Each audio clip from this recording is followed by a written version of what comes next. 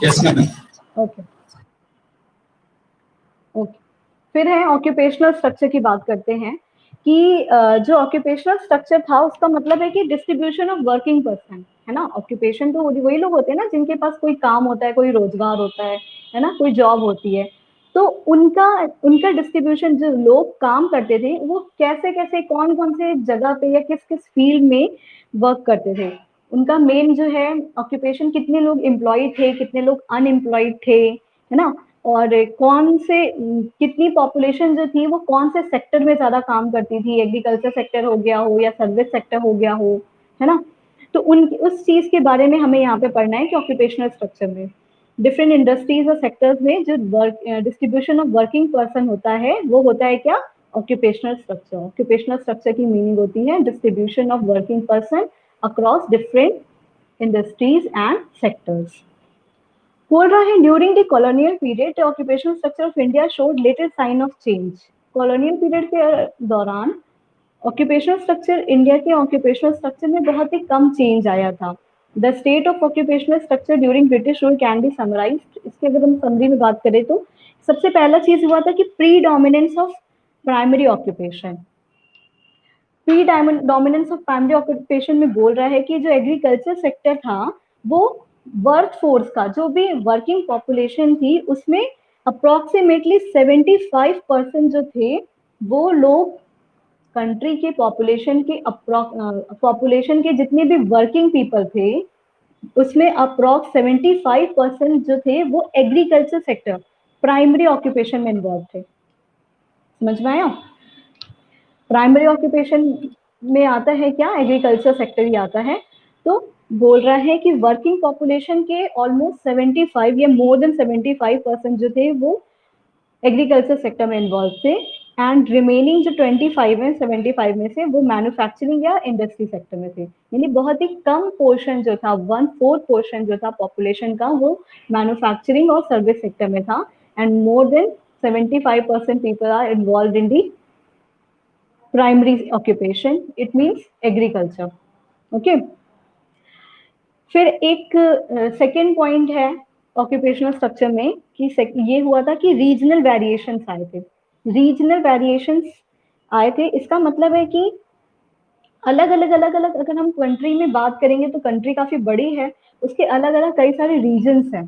तो कुछ रीजन्स में क्या होता था, जैसे कि देखते हैं the state of Tamil Nadu, Andhra Pradesh, Kerala, Karnataka, Maharashtra and West Bengal witnessed a decline in dependence of workforce on the agricultural sector. बोल रहा है with a commensurate increase in the manufacturing and service sector. इसमें बताया गया कि जो स्टेट्स हैं, जैसे कि ये नाम इम्पोर्टेंट है, अगर कोई भी ऐसे पर्टिकुलरली करके नाम किसी चीज का रीजन का दिया रहता है तो ये इम्पोर्टेंट है, ये अलग से भी क्वेश्चन बना के पूछता है। और एक इस पे अलग इस पूरे ये जो पॉइंट नंबर 2 है रीजनल वेरिएशन, ये अपने आप में भी एक अलग टॉपिक है। अगर इसके ऊपर चाहे तो अलग से 1 मार्क्स के या 3 मार्क्स का क्वेश्चन भी बना के पूछ सकता है कि regional, what is regional variation, regional variation का क्या मतलब है, इससे हम क्या समझते हैं, ऐसा पूछ सकता है। तो रीजनल वेरिएशन में हमें ये बताना है कि इंडिया का एक बड़ी सी कंट्री है, उसमें अलग अलग रीजन है। सारे रीजन मतलब पूरी की पूरी कंट्री सिर्फ एक ही वर्क में नहीं इन्वॉल्व थी। कुछ स्टेट हैं जैसे कि तमिलनाडु, आंध्र प्रदेश, केरला, कर्नाटका, महाराष्ट्र, वेस्ट बंगाल, इनमें देखा गया कि जो वर्क फोर्स था उनकी डिपेंडेंसी एग्रीकल्चर से हट के वो मैन्युफैक्चरिंग और सर्विस सेक्टर में, वहाँ यहाँ इन पर्टिकुलर एरियाज के जो लोग थे वो लोग मैन्युफैक्चरिंग और सर्विस सेक्टर में ज्यादा आने लगे एग्रीकल्चर के वर्क को छोड़ के, है ना। तो इन जगह की बात हो रही है, इस रीजन में ऐसा हुआ। लेकिन ऑन द अदर हैंड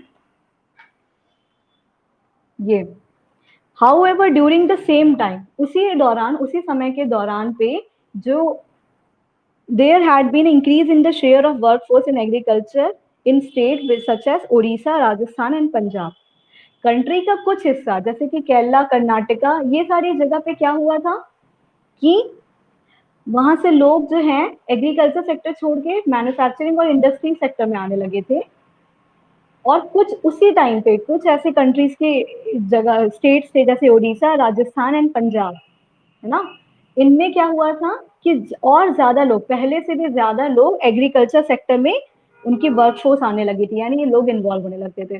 पहले जो नहीं भी करते थे वहां पे एग्रीकल्चर काम वाला काम, कुछ और भी करते थे, वो लोग भी ये काम वो काम छोड़ के अब एग्रीकल्चर सेक्टर में आने लगे थे।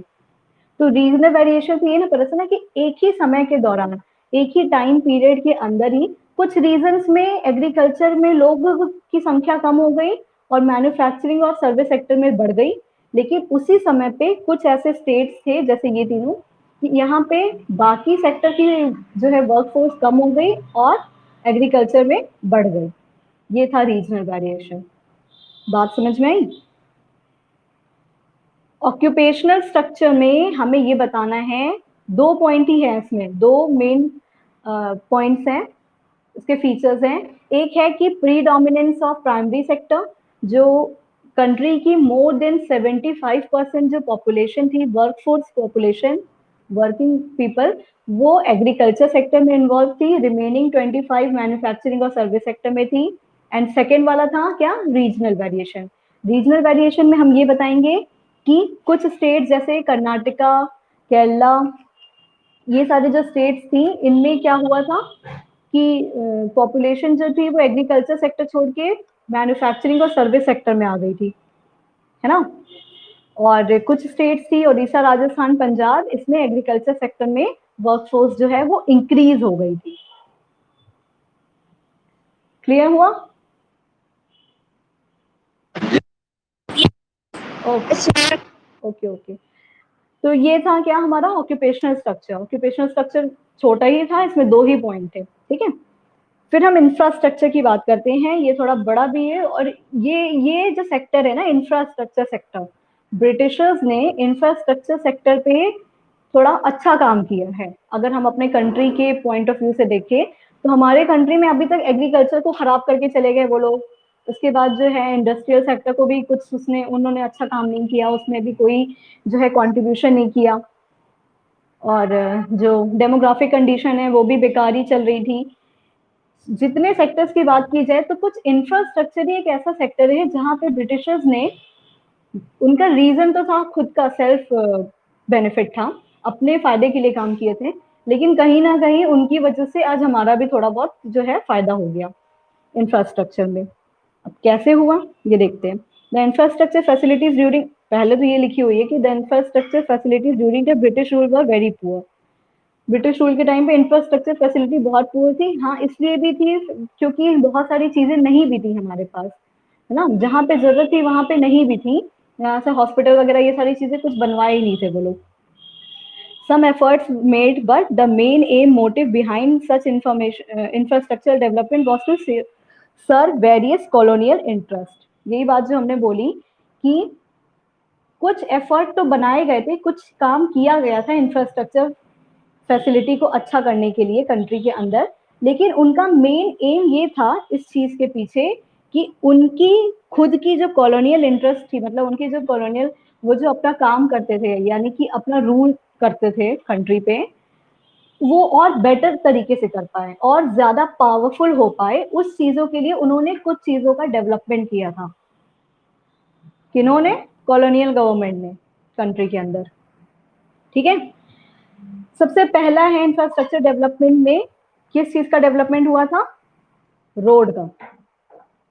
देखो लिखा है the roads, the colonial administration could not accomplish much on construction of road due to scarcity of funds. The roads were build primarily served the interest of, बोल रहा है कि जो कॉलोनियल एडमिनिस्ट्रेशन था वो ज्यादा रोड का कंस्ट्रक्शन नहीं कर पाया था क्योंकि उनके पास उतने फंड्स नहीं थे ना, उतना ज्यादा पैसा नहीं था, वो उतना ज्यादा अपना एक्सपेंस भी नहीं करना चाहते थे। जो उनके पास था भी पैसा वो उसको इतना लगाना नहीं चाहते थे। उन्होंने सिर्फ ऐसी ऐसी जगह पे रोड्स का कंस्ट्रक्शन किया, उन जगह पे रोड्स बनवाए वो लोग जहां पे उनका खुद का फायदा हो रहा था। जैसे कि क्या क्या करने में फायदा हो रहा था?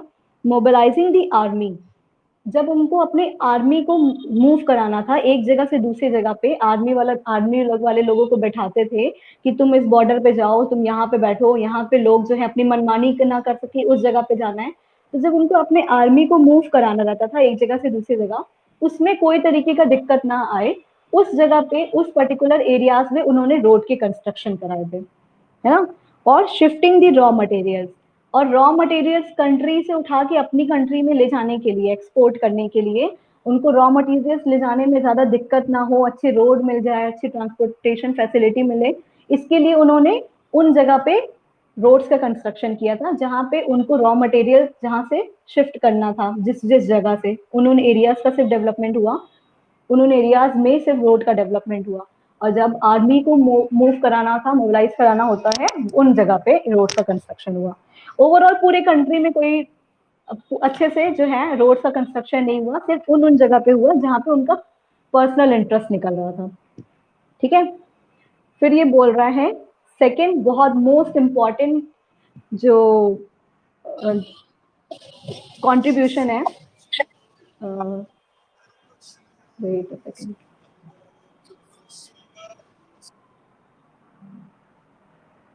ठीक है। सेकेंड जो मोस्ट इम्पॉर्टेंट कंट्रीब्यूशन है ब्रिटिशर्स का इंडिया के लिए, वो था introduction of railway in India. क्या था? Introduction of railways in India. And ये कब हुआ है? 1950 में। This is very very important question, ठीक है। इंट्रोडक्शन ऑफ रेलवेज, ओहो,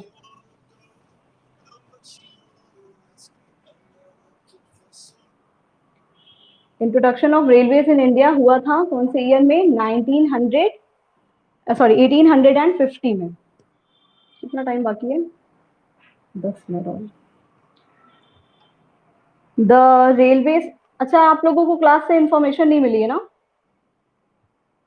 कोई अभी? इसीलिए फोन आ रहा है बार बार, ये कि कॉपी करेक्शन के लिए बुलाया जाएगा स्कूल। कॉपी करेक्शन कर होगी सारे सब्जेक्ट की, और क्लास 11th और 12th के लिए सैटरडे को कॉपी सबमिट करनी होगी आप लोग को। समझ में आया? अभी क्लास टीचर्स जो हैं वो बता देंगे ग्रुप में। कॉपी वॉपी कंप्लीट हो रही है तुम लोग की?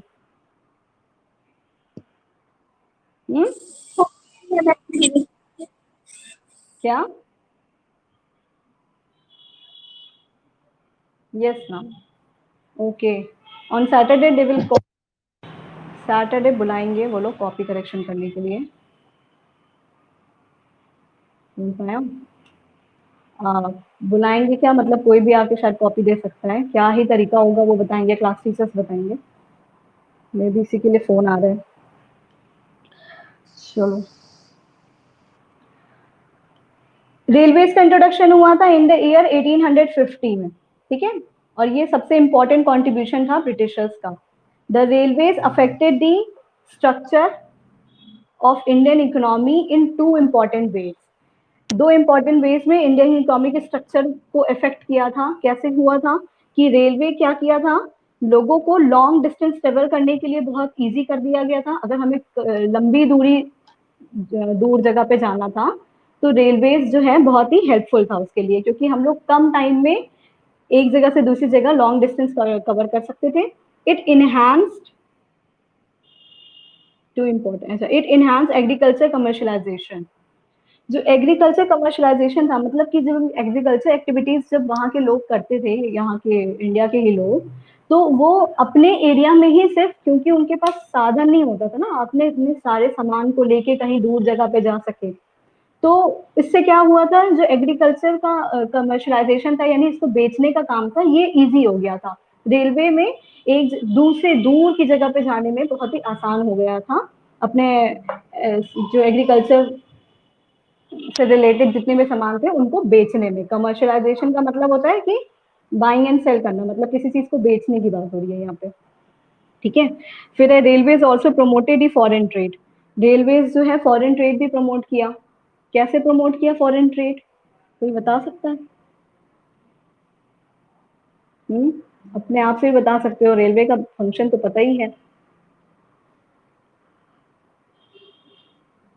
जब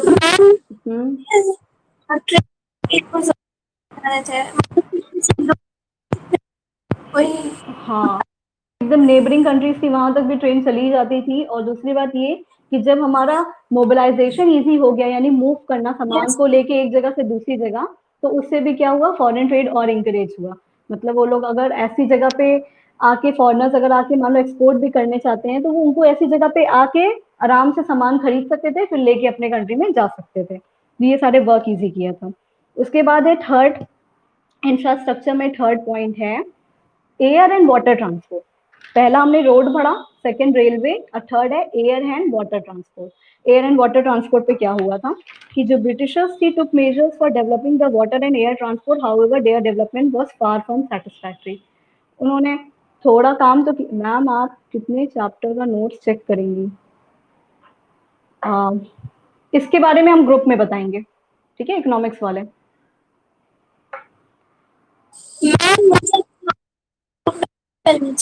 क्यों तुम छोड़ के गई हो?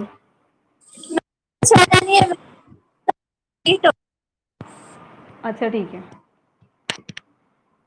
कल के नोट्स भी इसी ऐप में हैं, फिर तो तुम लोग को पता भी नहीं होगा कितने लोगों को। ओके, ऐप में ही है ना।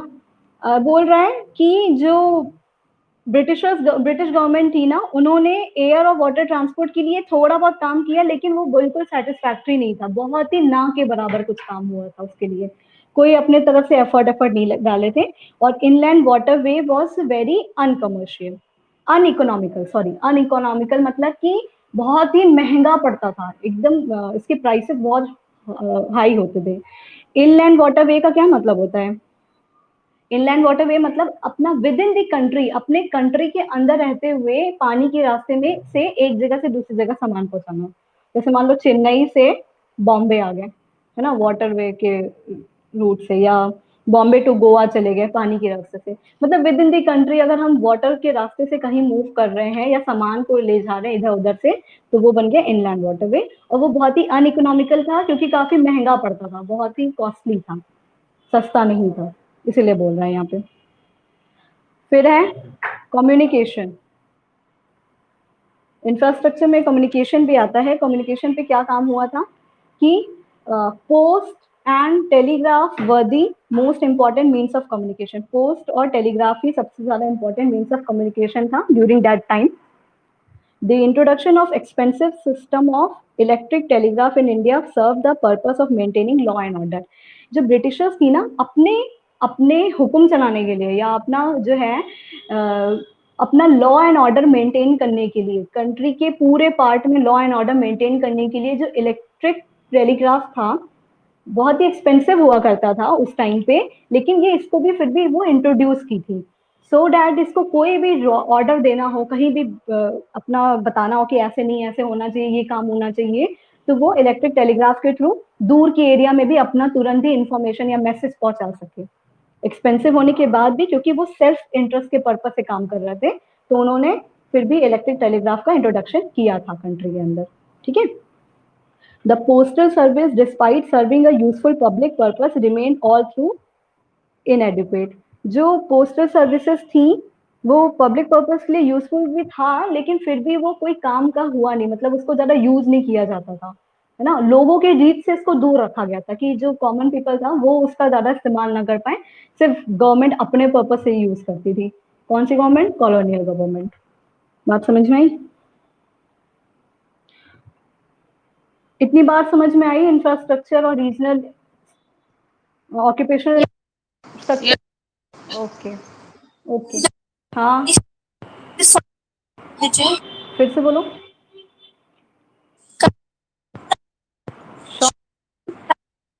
कम्युनिकेशन में क्या हुआ था? दो इंपॉर्टेंट चीजें आई थी, पोस्ट और टेलीग्राफ आया था, पॉपुलर था मीन्स ऑफ कम्युनिकेशन।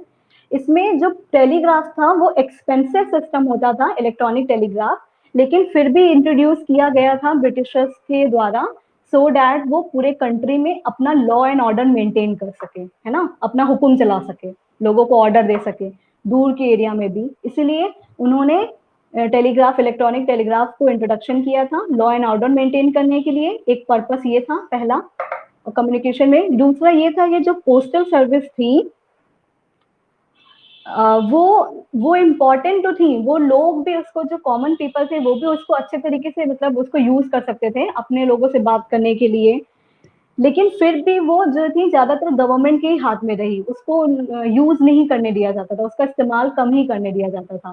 ठीक है, वो ज्यादातर यूज में नहीं है। सबसे ज्यादा यूज क्या होता था, इलेक्ट्रॉनिक टेलीग्राफ का यूज होता था, और वो भी कौन करता था, ब्रिटिश कॉलोनियल गवर्नमेंट करती थी अपने लॉ एंड ऑर्डर को मेंटेन करने के लिए। तो बस ये दो चीज के बारे में लिखना है, पोस्टल सर्विस और इलेक्ट्रॉनिक टेलीग्राफ। ठीक है, हाँ। उसके बाद है yes. Reasons for infrastructural development, ये हम लोग पढ़ेंगे 12 बजे वाली क्लास में। Okay, okay ma'am. ठीक है,